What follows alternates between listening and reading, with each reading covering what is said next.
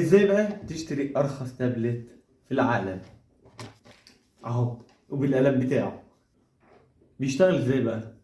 انت ما عليك ان انت تكتب وبس كده، ولا تشحن ولا تعمل اي حاجه.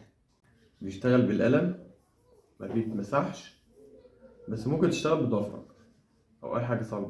ده بقى ينفع للاطفال وينفع ليك انت لو عايز تكتب مذكره ليك، وممكن تحطه على التلاجة، وممكن برضو تحطيه على التلاجة تفكريه بأي حاجة ينزل يشتريها، وبرضو انت تفكرها بأي حاجة تشتريها، وبينفع مسلي جدا.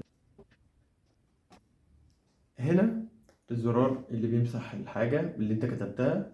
طب لو انت مش عايز طفلك يمسح الحاجة بعد ما يرسم رسمة او يعمل اي حاجة، في زرار هنا بيقفل ان الزرار انه ما يشتغلش، القفل ده مهما تدوس هنا مش هيشتغل. طب ده بيشتغل ازاي ولا بيعمل ايه؟ انت يا دوبك بسمع عليك انت تغير حجر هنا ودي وبس كده.